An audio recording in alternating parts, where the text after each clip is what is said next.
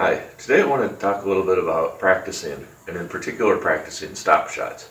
Stop shots are really important because it's the one shot that you can really practice and make sure that you hit the cue ball right so that the cue ball is sliding with no spin at the moment that you hit the ball. And you'll be able to see the result. The cue ball should stop pretty much on a dime. Once you master this, then you can kind of learn what the stun shot is. And I'll provide a link in the description to my video on stun shots. But let's get on talking about stop shots and how to practice them. First of all, start with easier shots. So you can line up some balls a diamond away and just practice doing a stop shot.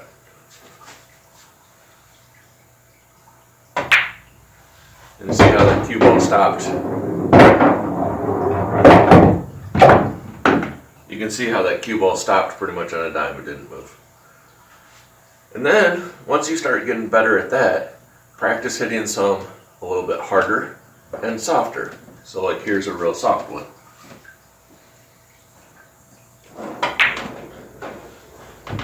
And that one rolled back towards me a little bit. But then you can practice doing harder ones.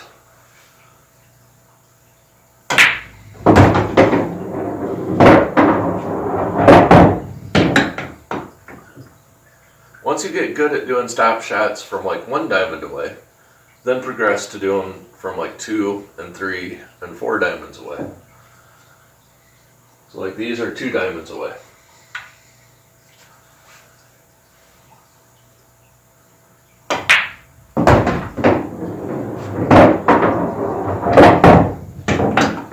And then you can once again practice doing soft ones and hard ones.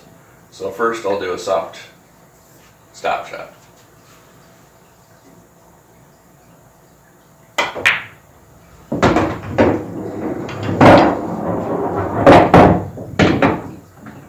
Now I can do a little bit harder stop shot from the same distance.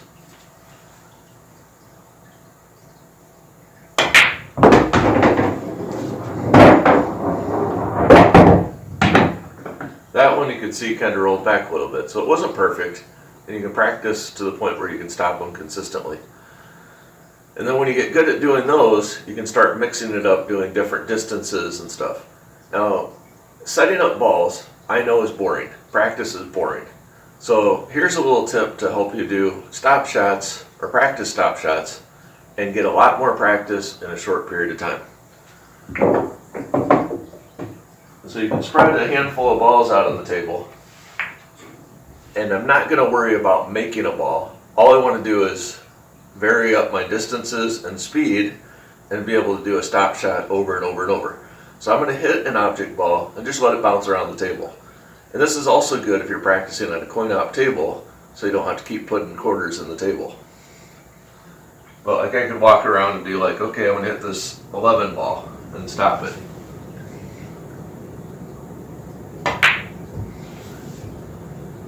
And then you can move on to a different ball and shoot it. So I might hit that 14.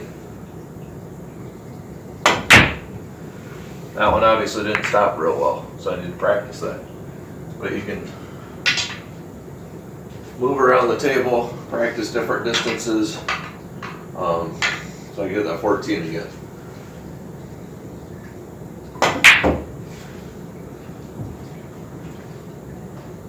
And you can vary up the speed doing this too. So hard or soft.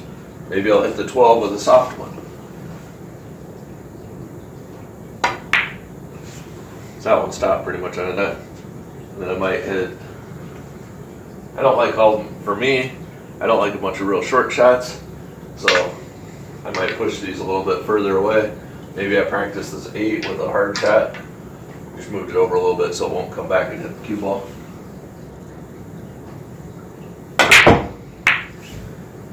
And just kind of let them bounce around, get different distances. But doing this, you don't have to spend as much time setting stuff up. You get a lot more practice in, say, a 20-minute period than you would if you keep setting shots up over and over and over. The one last thing I want you to think about if you're having trouble with doing stop shots is basically you want to use the same form and stroke technique that we use on all the shots. And all you need to do is vary how high or low you hit on the cue ball.